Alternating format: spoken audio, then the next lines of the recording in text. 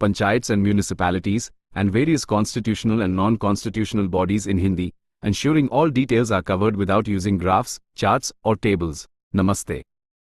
यहाँ भारतीय राज्यव्यवस्था, Indian polity के आपके द्वारा दिए गए नोट्स का विस्तृत और क्रमबद्ध हिंदी में स्पष्टीकरण दिया गया है। भाग वी, उच्चतम न्यायालय, सुप्रीम कोर्ट, अनुच्छेद 124, उच्चतम न्यायालय की स्थापना और गठन, establishment and constitution of supreme court, न्यायाधीशों की संख्या, स्ट्रेंथ ऑफ जजेस, मूल रूप से ओरिजिनली 1 मुख्य न्यायाधीश, चीफ जस्टिस, जोड़ 7 न्यायाधीश, जजेस इक्वल्स 8 न्यायाधीश। वर्तमान में प्रेजेंट 1 मुख्य न्यायाधीश जोड़ 33 न्यायाधीश इक्वल्स 34 न्यायाधीश, अधिकतम स्वीकृत संख्या। नियुक्ति, अपॉइंटमेंट, उच्चतम न्यायालय के प्रत्येक न्यायाधीश की नियुक्ति राष्ट्रपति, प्रेसिडेंट द्वारा भारत के मुख्य न्यायाधीश, CJI से परामर्श के बाद की जाती है। कार्यकाल, टेन्योर, न्यायाधीश 65 वर्ष की आयु तक पद पर बने रहते हैं। वे राष्ट्रपति को लिखित में इस्तीफा दे सकते हैं। उन्हें अनुच्छेद 124 के खंड 4 में दिए गए तरीके से हटाया जा सकता है। आयु का निर्धारण, एज डिटर्मिनेशन, उच्चतम न्यायालय के न्यायाधीश की आयु का निर्धारण संसद द्वारा बनाए गए कानून के अनुसार किया जाएगा। 15वां CAA 1963। योग्यताएं, क्वालिफिकेशंस, भारत का नागरिक हो, कम से कम 5 वर्ष तक किसी उच्च न्यायालय, हाई कोर्ट का न्यायाधीश रहा हो, या कम से कम 10 वर्ष तक किसी उच्च न्यायालय का अधिवक्ता, एडवोकेट रहा हो, या राष्ट्रपति की राय में एक प्रख्यात विधिवेत्ता, डिस्टिंग्विश्ड जूरिस्ट हो। हटाना, रिमूवल, न्यायाधीश को राष्ट्रपति द्वारा हटाया जा सकता है जब संसद ने निम्नलिखित आधारों पर विशेष बहुमत, कुल सदस्यता का बहुमत जोड़ उपस्थित और मतदान करने वाले सदस्यों का 2/3 भाग से एक प्रस्ताव पारित कर दिया हो। साबित कदाचार, प्रूव्ड मिसबिहेवियर या अक्षमता, इनकैपेसिटी। हटाने की प्रक्रिया, प्रोसीजर ऑफ रिमूवल, इसका उल्लेख न्यायाधीश जांच अधिनियम 1968, जजेस इंक्वायरी एक्ट 1968 में है। न्यायाधीशों को हटाने का प्रस्ताव राज्यसभा के 50 सदस्यों या लोकसभा के 100 सदस्यों द्वारा हस्ताक्षरित होना चाहिए। शपथ, प्रतिज्ञान, ओथ, एफर्मेशन, उच्चतम न्यायालय का न्यायाधीश राष्ट्रपति के समक्ष शपथ लेता है। प्रतिबंध, रिस्ट्रिक्शंस, सेवानिवृत्ति के बाद उच्चतम न्यायालय का न्यायाधीश भारत के किसी भी न्यायालय में वकालत नहीं कर सकता। उच्चतम न्यायालय की पहली महिला न्यायाधीश, फर्स्ट फीमेल जज ऑफ SC, न्यायमूर्ति फातिमा बीवी, 1989। आज तक कोई महिला मुख्य न्यायाधीश नहीं, no female chief justice of SC till date. Collegium प्रणाली, कलीजियम सिस्टम, इसका उल्लेख संविधान में नहीं है। यह एक ऐसी प्रणाली है जिसके तहत न्यायाधीशों की नियुक्तियां और तबादले CJI और उच्चतम न्यायालय के 4 वरिष्ठतम न्यायाधीशों के एक मंच, फोरम द्वारा तय किए जाते हैं। उत्पत्ति, ओरिजिन, पहला न्यायाधीश मामला, फर्स्ट जजेस केस, 1982 SP। गुप्ता मामला, CJI की सिफारिश राष्ट्रपति पर बाध्यकारी नहीं थी और न्यायिक नियुक्तियों में कार्यपालिका को प्रधानता दी गई। तीसरा न्यायाधीश मामला, थर्ड जजेस केस, 1998, कॉलेजियम को 5 सदस्यीय निकाय, CJI जोड़ 4 वरिष्ठतम न्यायाधीश तक बढ़ाया गया और इसका निर्णय राष्ट्रपति पर बाध्यकारी कर दिया गया। राष्ट्रीय न्यायिक नियुक्ति आयोग, NJAC, संसद ने 99वें संवैधानिक संशोधन अधिनियम 2014 के माध्यम से NJAC द्वारा कॉलेजियम प्रणाली को बदलने का प्रयास किया। चौथा न्यायाधीश मामला, फोर्थ जजेस केस, 2015, 99वां संवैधानिक संशोधन और NJAC अधिनियम को असंवैधानिक घोषित कर दिया गया और कॉलेजियम प्रणाली को बहाल कर दिया गया। अन्य अनुच्छेद, अदर आर्टिकल्स, अनुच्छेद 125, न्यायाधीशों का वेतन आदि, सैलरीज, ETC ऑफ जजेस, वेतन और भत्ते संसद द्वारा निर्धारित किए जाते हैं। अनुच्छेद 126, कार्यकारी मुख्य न्यायाधीश की नियुक्ति, appointment of acting chief justice, जब मुख्य न्यायाधीश का पद खाली हो या वह अपने कर्तव्यों का पालन करने में असमर्थ हो तो राष्ट्रपति कार्यकारी मुख्य न्यायाधीश की नियुक्ति करते हैं। अनुच्छेद 127, तदर्थ न्यायाधीशों की नियुक्ति, अपॉइंटमेंट ऑफ एड हॉक जजेस, CJI, राष्ट्रपति की पूर्व सहमति और संबंधित उच्च न्यायालय के मुख्य न्यायाधीश से परामर्श के बाद उच्च न्यायालय के न्यायाधीश जो उच्चतम न्यायालय के न्यायाधीश के लिए योग्य हो को उच्चतम न्यायालय में तदर्थ न्यायाधीश, अस्थायी न्यायाधीश के रूप में बैठने का अनुरोध कर सकते हैं। अनुच्छेद 128, सेवानिवृत्त न्यायाधीशों की उपस्थिति, अटेंडेंस ऑफ रिटायर्ड जजेस, सेवानिवृत्त उच्चतम न्यायालय के न्यायाधीशों को उच्चतम न्यायालय के न्यायाधीश के रूप में बैठने और कार्य करने के लिए आमंत्रित किया जा सकता है। अनुच्छेद 129, उच्चतम न्यायालय अभिलेख न्यायालय होगा, supreme court as a court of record, इसके निर्णयों को कानूनी मिसाल, लीगल प्रेसिडेंस के रूप में संरक्षित किया जाता है। इसके पास न्यायालय की अवमानना, कंटेम्प्ट ऑफ कोर्ट के लिए दंडित करने की शक्ति है। अनुच्छेद 130, उच्चतम न्यायालय का स्थान, सीट ऑफ सुप्रीम कोर्ट, उच्चतम न्यायालय का स्थान दिल्ली है लेकिन सीजेआई की सिफारिश और राष्ट्रपति की मंजूरी पर यह कहीं और भी बैठ सकता है। अनुच्छेद 131 उच्चतम न्यायालय का मूल क्षेत्राधिकार, original jurisdiction of supreme court. उच्चतम न्यायालय का निम्नलिखित विवादों में अनन्य मूल क्षेत्राधिकार, एक्सक्लूसिव ओरिजिनल जुरिस्डिक्शन है भारत सरकार और एक या अधिक राज्यों के बीच। एक तरफ भारत सरकार और कोई राज्य या राज्यों और दूसरी तरफ एक या अधिक राज्यों के बीच। दो या दो से अधिक राज्यों के बीच। अनुच्छेद 132 अपीलीय क्षेत्राधिकार, संवैधानिक मामले, अपेलेट जुरिस्डिक्शन कॉन्स्टिट्यूशनल मैटर्स, संवैधानिक मामलों में उच्च न्यायालय के फैसले के खिलाफ अपील। अनुच्छेद 133 अपीलीय क्षेत्राधिकार, सिविल मामले, appellate jurisdiction civil matters, civil मामलों जैसे संपत्ति, विवाह, तलाक आदि में उच्च न्यायालय से उच्चतम न्यायालय में अपील। अनुच्छेद 134 अपीलीय क्षेत्राधिकार, आपराधिक मामले, अपेलेट जुरिस्डिक्शन क्रिमिनल मैटर्स। अनुच्छेद 136 अपील के लिए विशेष अनुमति, स्पेशल लीव टू अपील। उच्चतम न्यायालय किसी भी न्यायालय, अधिकरण, ट्रिब्यूनल के निर्णय से अपील के लिए विशेष अनुमति दे सकता है, सशस्त्र बल न्यायालयों या सैन्य न्यायाधिकरणों, कोर्ट मार्शल को छोड़कर। न्यायिक समीक्षा, जुडिशियल रिव्यू को अमेरिकी संविधान से लिया गया है। अनुच्छेद 137 निर्णयों की समीक्षा, रिव्यू ऑफ जजमेंट्स। उच्चतम न्यायालय अपने स्वयं के निर्णयों या आदेशों की समीक्षा कर सकता है। अनुच्छेद 139 कुछ रिट जारी करने की शक्ति, power to issue certain writs. उच्चतम न्यायालय अनुच्छेद 32 के तहत दिए गए मौलिक अधिकारों के प्रवर्तन के लिए रिट जारी कर सकता है। अन्य उद्देश्यों के लिए इसे संसदीय अनुमति की आवश्यकता होती है। अनुच्छेद 141 उच्चतम न्यायालय द्वारा घोषित कानून सभी न्यायालयों पर बाध्यकारी होगा। Law declared by SC to be binding on all courts. उच्चतम न्यायालय द्वारा घोषित कानून भारत के सभी न्यायालयों पर बाध्यकारी होता है। अनुच्छेद 142 डिक्री और आदेशों का प्रवर्तन, enforcement of decrease and orders. उच्चतम न्यायालय पूर्ण न्याय, कंप्लीट जस्टिस के लिए कोई भी डिक्री, आदेश पारित कर सकता है। अनुच्छेद 143 सलाहकार क्षेत्राधिकार, एडवाइजरी जुरिस्डिक्शन।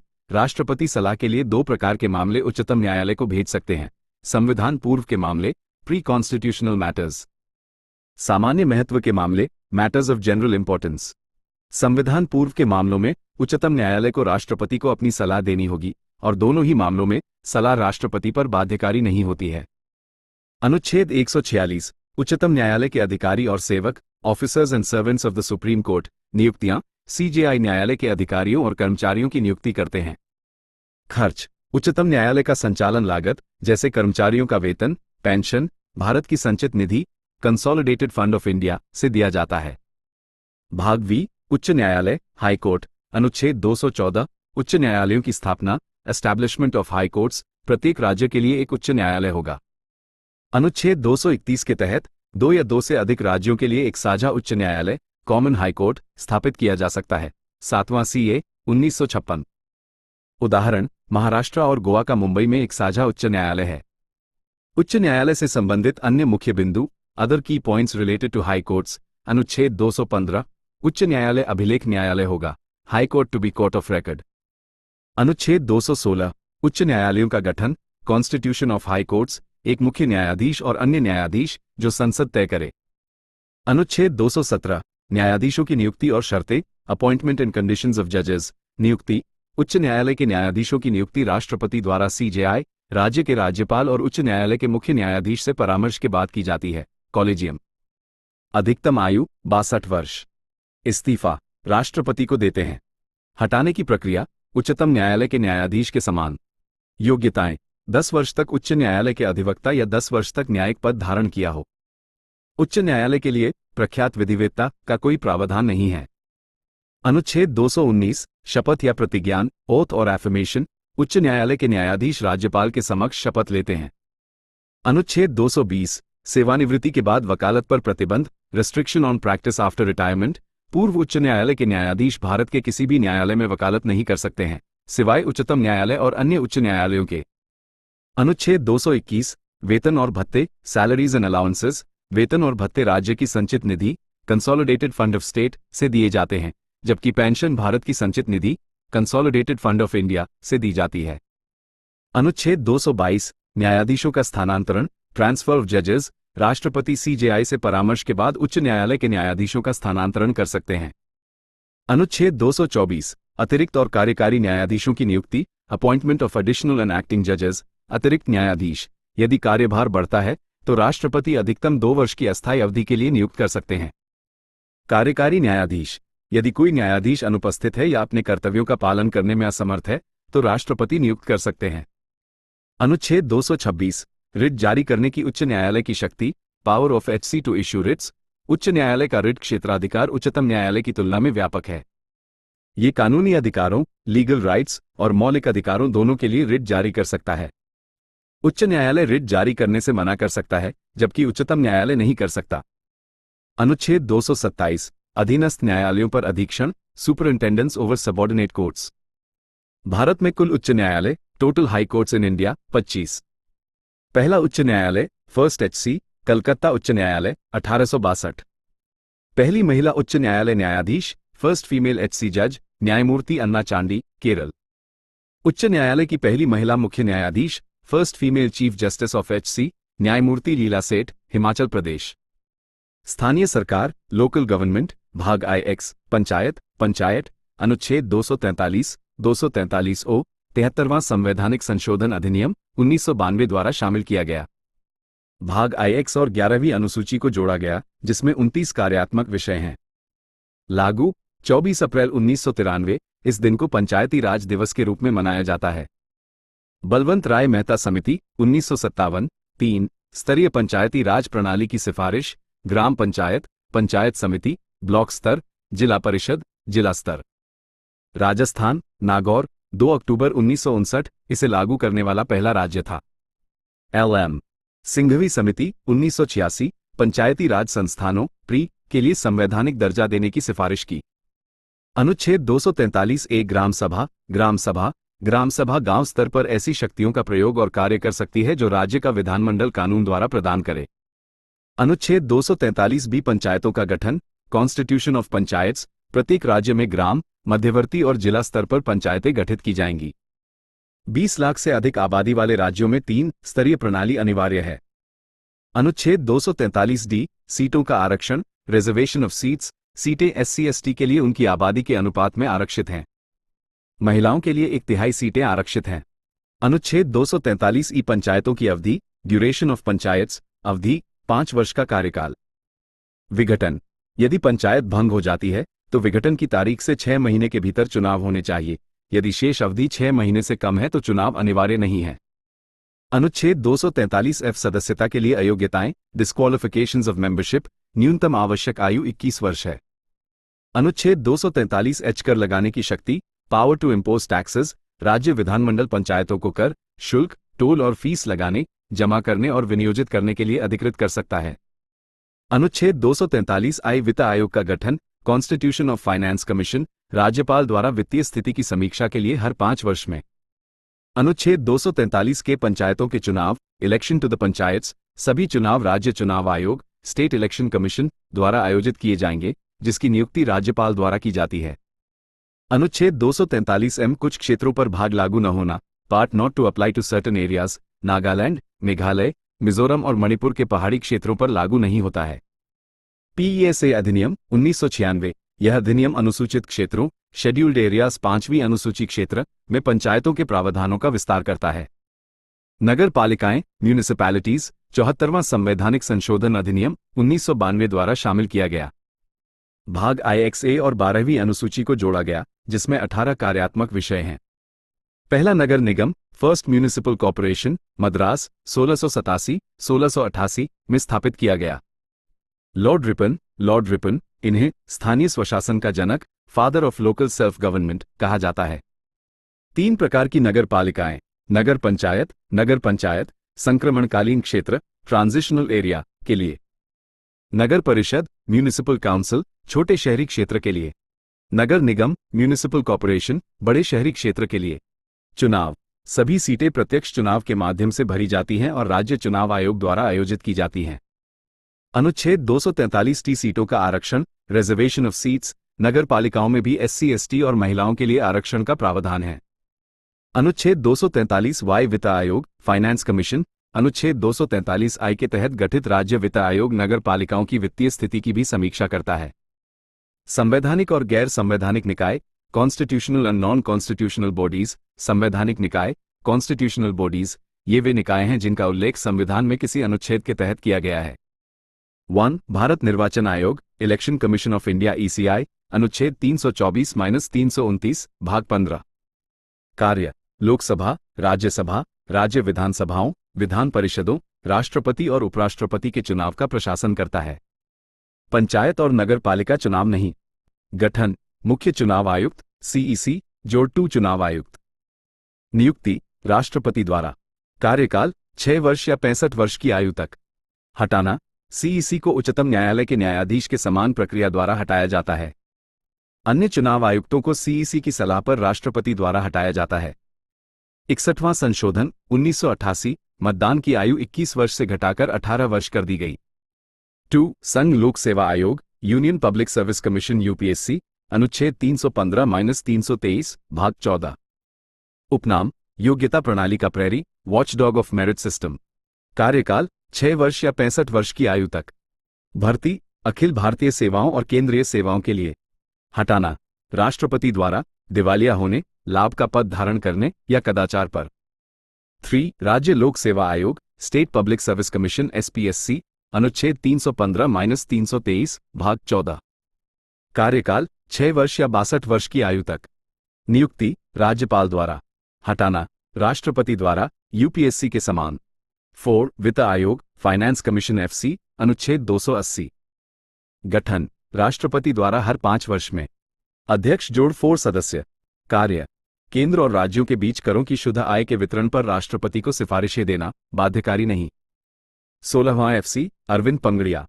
5. वस्तु एवं सेवा कर परिषद, GST काउंसिल, 101 CAA 2016 द्वारा अनुच्छेद 279A के माध्यम से डाला गया। गठन: केंद्र और राज्यों का संयुक्त मंच। अध्यक्ष: केंद्रीय वित्त मंत्री।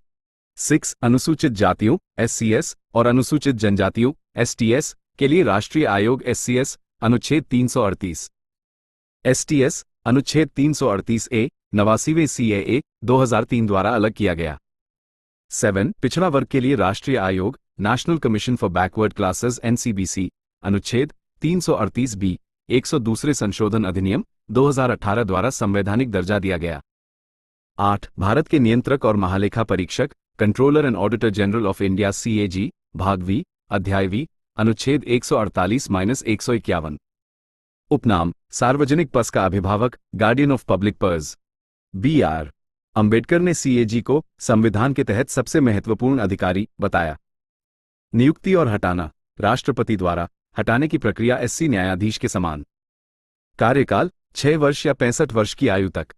कार्य: राज्य सरकार के खातों का संकलन और रखरखाव करते हैं, केंद्र सरकार का नहीं। वो लोक लेखा समिति के मार्गदर्शक और दार्शनिक के रूप में कार्य करते हैं। 9. भारत के महान्यायवादी, अटॉर्नी जनरल ऑफ इंडिया, अनुच्छेद 76। भारत का सर्वोच्च कानून अधिकारी। योग्यता: उच्चतम न्यायालय का न्यायाधीश बनने के योग्य होना चाहिए। सांविधिक, कार्यकारी निकाय, स्टैट्यूटरी एग्जीक्यूटिव बॉडीज, ये वे निकाय हैं जो कानून द्वारा या कार्यकारी संकल्प द्वारा बनाए गए हैं। 10. राष्ट्रीय मानवाधिकार आयोग, national human rights commission NHRC, स्थापना, मानव अधिकार संरक्षण अधिनियम 1993 के तहत। कार्यकाल: 3 वर्ष या 70 वर्ष की आयु तक। उपनाम: मानव अधिकारों का प्रहरी, वॉचडॉग ऑफ ह्यूमन राइट्स। 11. केंद्रीय सूचना आयोग, चीफ इंफॉर्मेशन कमीशन CIC, स्थापना, सूचना का अधिकार अधिनियम 2005 के तहत। कार्यकाल: 5 वर्ष या 65 वर्ष की आयु तक। 12. केंद्रीय सतर्कता आयोग, सेंट्रल विजिलेंस कमीशन CVC, स्थापना, 1964 में कार्यकारी संकल्प द्वारा। सांविधिक दर्जा 2003 में दिया गया। सिफारिश: संथानम समिति, सैंथनम कमेटी द्वारा। 13. केंद्रीय जांच bureau, central bureau of investigation CBI, स्थापना, 1963 में कार्यकारी संकल्प द्वारा। शक्ति: इसे अपनी शक्ति दिल्ली विशेष पुलिस स्थापना अधिनियम 1946 से मिलती है। यह एक कार्यकारी निकाय है। भारतीय संविधान के शेष भाग, remaining parts of Indian constitution, भाग, पार्ट 9, विषय, सब्जेक्ट, अनुच्छेद संख्या, आर्टिकल 9, पार्ट 8, संघ राज्य क्षेत्र, यूनियन टेरिटरीज, 239 से 242। पार्ट X, अनुसूचित और जनजातीय क्षेत्र, शेड्यूल्ड एंड ट्राइबल एरियाज, 244 से 244A। पार्ट C, संघ और राज्यों के बीच संबंध, relations between the union and the states, 245 से 263। पार्ट 12, वित्त, संपत्ति, संविदाएं और वाद, finance, property, contracts and suits 264 से 300 ए। पार्ट 13 भारत के राज्य क्षेत्र के भीतर व्यापार, वाणिज्य और समागम, ट्रेड, कॉमर्स एंड इंटरकॉर्स 301 से 307। पार्ट 16 कुछ वर्गों से संबंधित विशेष प्रावधान, special provisions relating to certain classes 330 से 342 ए। पार्ट 17 राजभाषा, ऑफिशियल लैंग्वेज 343 से 351 ए। पार्ट 18 आपातकालीन प्रावधान, इमरजेंसी प्रोविजंस 352 से 360। पार्ट 19 प्रकीर्ण, मिसलेनियस 361 से 367। पार्ट XX संविधान का संशोधन, amendment of the constitution, article 368। यह आपके द्वारा प्रदान किए गए नोट्स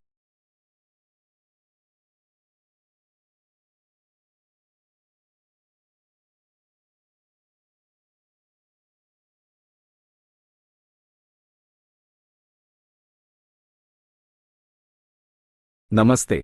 यहाँ आपके द्वारा दिए गए भारतीय इतिहास के महत्वपूर्ण अधिनियमों और भारतीय संविधान के स्रोतों का विस्तृत और क्रमबद्ध हिंदी में स्पष्टीकरण दिया गया है, जिसमें सभी जानकारी शामिल है और ग्राफ, चार्ट या टेबल का उपयोग नहीं किया गया है। भारतीय परिषद अधिनियम 1861, इंडियन काउंसिल्स एक्ट 1861। यह अधिनियम भारत में संवैधानिक विकास में एक महत्वपूर्ण मोड़ था।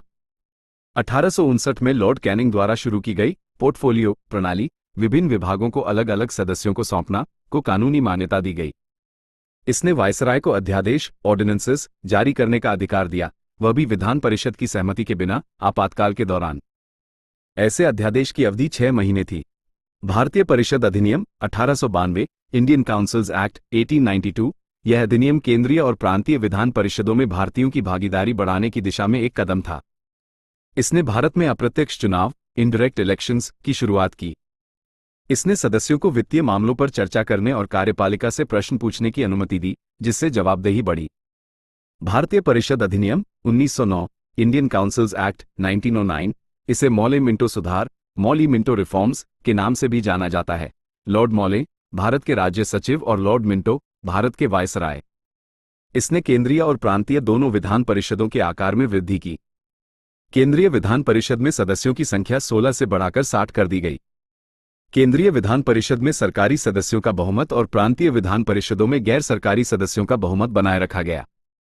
इसने वायसराय और गवर्नरों की कार्यकारी परिषदों, एग्जीक्यूटिव काउंसिल्स के साथ भारतीयों के जुड़ाव का प्रावधान किया। सत्येंद्र प्रसाद सिन्हा कार्यकारी परिषद में शामिल होने वाले पहले भारतीय थे, जिन्हें बाद में विधि सदस्य, लॉ मेंबर के रूप में नियुक्त किया गया था।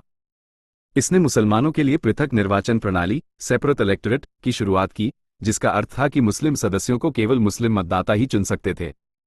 इसे सांप्रदायिक प्रतिनिधित्व, कम्युनल रिप्रेजेंटेशन की प्रणाली कहा गया। लॉर्ड मिंटो को सांप्रदायिक निर्वाचन का जनक, फादर ऑफ कम्युनल इलेक्टोरेट कहा जाता है। भारत सरकार अधिनियम 1919, गवर्नमेंट ऑफ इंडिया एक्ट 1919। इसे मोंटेग्यू चेम्सफोर्ड सुधार, मोंटेग्यू चेम्सफोर्ड रिफॉर्म्स के नाम से भी जाना जाता है। मोंटेग्यू भारत के राज्य सचिव और लॉर्ड चेम्सफोर्ड भारत के वायसराय। इसने प्रांतों में द्वैध शासन, ग्याची की शुरुआत की। इसने प्रशासन के सभी विषयों को केंद्रीय विषयों और प्रांतीय विषयों में वर्गीकृत किया। प्रांतीय विषयों को आगे 2 भागों में विभाजित किया गया, हस्तांतरित विषय, ट्रांसफर्ड सब्जेक्ट्स, जैसे लोक स्वास्थ्य, शिक्षा, स्थानीय स्वशासन, कृषि आदि। इन पर गवर्नर जनरल जिम्मेदार नहीं था। आरक्षित विषय, रिजर्व सब्जेक्ट्स, जैसे पुलिस, न्याय प्रशासन, जेल, भू राजस्व, वित्त आदि। इन पर गवर्नर जनरल जिम्मेदार था। इसने देश में पहली बार द्विसदनीयता, बाइकैमरलिज्म और प्रत्यक्ष चुनाव, डायरेक्ट इलेक्शंस की शुरुआत की, जिसमें एक उच्च सदन, राज्य परिषद और एक निम्न सदन, विधानसभा शामिल था। इसने अनिवार्य किया कि वायसराय की कार्यकारी परिषद के 6 सदस्यों, कमांडर इन चीफ को छोड़कर, में से 3 भारतीय होने चाहिए। इसने लंदन में भारत के लिए उच्चायुक्त, हाई कमिश्नर फॉर इंडिया का एक नया कार्यालय बनाया और उन्हें कुछ कार्य हस्तांतरित किए।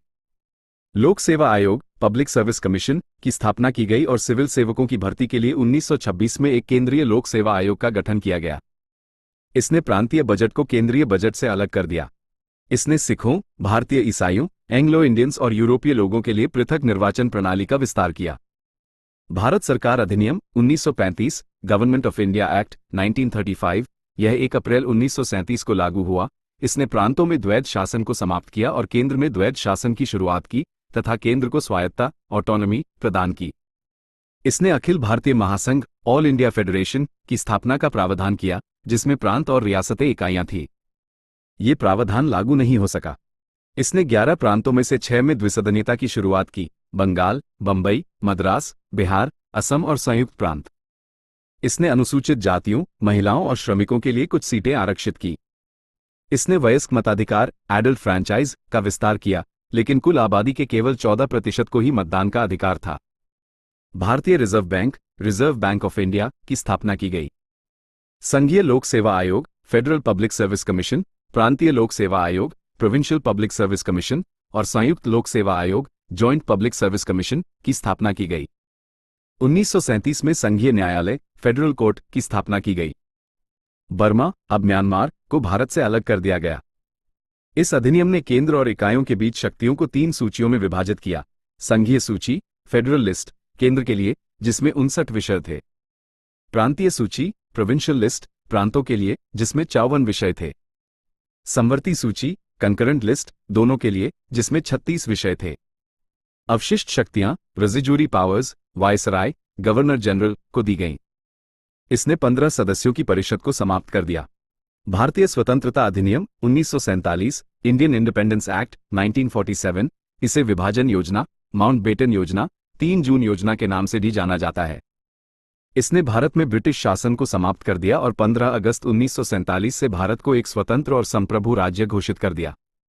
भारत का विभाजन किया गया और भारत तथा पाकिस्तान के 2 स्वतंत्र डोमिनियन बनाए गए, जिन्हें ब्रिटिश राष्ट्रमंडल से अलग होने का अधिकार दिया गया। इसने वायसराय के कार्यालय को समाप्त कर दिया और एक गवर्नर जनरल का प्रावधान किया, जिसे डोमिनियन कैबिनेट की सलाह पर ब्रिटिश राजा द्वारा नियुक्त किया जाना था। इसने भारत के राज्य सचिव के कार्यालय को समाप्त कर दिया और उनके कार्यों को राष्ट्रमंडल मामलों के राज्य सचिव को हस्तांतरित कर दिया। इसने भारतीय रियासतों पर ब्रिटिश सर्वोपरि शक्ति, ब्रिटिश पैरामाउंसी, की समाप्ति और आदिवासी क्षेत्रों के साथ संधि संबंधों की समाप्ति की घोषणा 15 अगस्त 1947 से कर दी। इसने भारतीय रियासतों को भारत या पाकिस्तान के डोमिनियन में शामिल होने या स्वतंत्र रहने की स्वतंत्रता प्रदान की। इसने भारत के गवर्नर जनरल और प्रांतीय गवर्नरों को राज्यों के संवैधानिक नामात्र के प्रमुखों के रूप में नामित किया। इसने इंग्लैंड के राजा के शाही खिताबों से भारत के सम्राट, एम्परर ऑफ इंडिया, का खिताब हटा दिया। स्वतंत्र भारत के पहले गवर्नर जनरल, माउंटबेटन। पहले और अंतिम भारतीय गवर्नर जनरल, सी राजगोपालाचारी।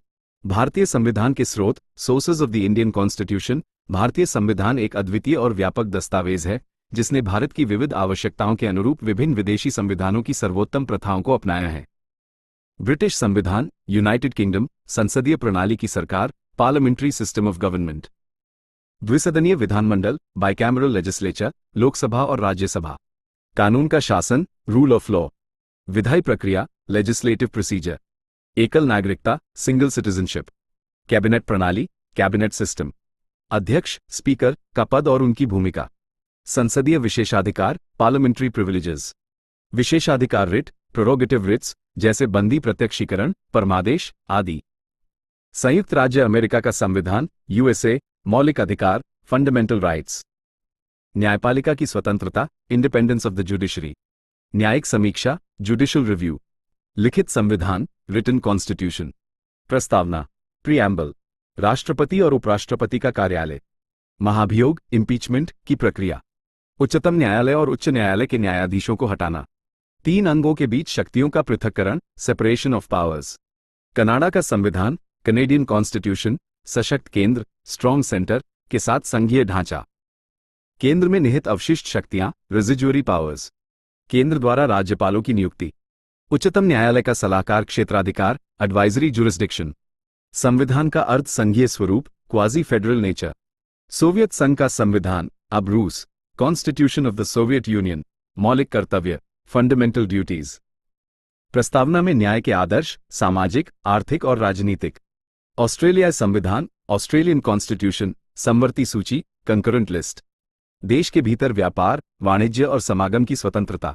गतिरोध, डेडलॉक को हल करने के लिए संसद के दोनों सदनों की संयुक्त बैठक, जॉइंट साइटिंग। जर्मनी का वीमर संविधान, वाइमार कॉन्स्टिट्यूशन ऑफ जर्मनी, आपातकालीन शक्तियां, इमरजेंसी पावर्स, मौलिक अधिकारों का निलंबन। आपातकाल की उद्घोषणा और उसके प्रभावों से संबंधित प्रावधान। आयरिश संविधान, आयरिश कॉन्स्टिट्यूशन, राज्य के नीति निदेशक सिद्धांत, directive principles of state policy, DPSP. राष्ट्रपति द्वारा राज्यसभा के सदस्यों का नामांकन। राष्ट्रपति के चुनाव की विधि, method of election of the president. फ्रांसीसी संविधान, फ्रेंच कॉन्स्टिट्यूशन, गणतंत्रात्मक स्वरूप, रिपब्लिकन फॉर्म ऑफ गवर्नमेंट। स्वतंत्रता, समानता और बंधुत्व, लिबर्टी, इक्वालिटी एंड फ्रेटर्निटी के आदर्श प्रस्तावना में शामिल। जापानी संविधान, जापानीज कॉन्स्टिट्यूशन, कानून द्वारा स्थापित प्रक्रिया, प्रोसीजर एस्टैब्लिश्ड बाय लॉ की अवधारणा, संयुक्त राज्य अमेरिका में कानून की उचित प्रक्रिया के विपरीत। दक्षिण अफ्रीकी संविधान, साउथ अफ्रीकन कॉन्स्टिट्यूशन, संविधान के संशोधन की प्रक्रिया। एकल संक्रमणीय मत द्वारा आनुपातिक प्रतिनिधित्व का उपयोग करके राज्यसभा सदस्यों का चुनाव। भारत सरकार अधिनियम 1935, गवर्नमेंट ऑफ इंडिया एक्ट 1935, सरकार का संघीय ढांचा, फेडरल स्ट्रक्चर। राज्यपाल का कार्यालय, ऑफिस ऑफ गवर्नर। लोक सेवा आयोग, पब्लिक सर्विस कमीशंस। आपातकालीन प्रावधान, इमरजेंसी प्रोविजंस। न्यायपालिका प्रणाली, जुडिशरी सिस्टम। प्रांतीय स्वायत्ता, प्रोविंशियल ऑटोनॉमी। एकीकृत न्यायपालिका, इंटीग्रेटेड जुडिशरी।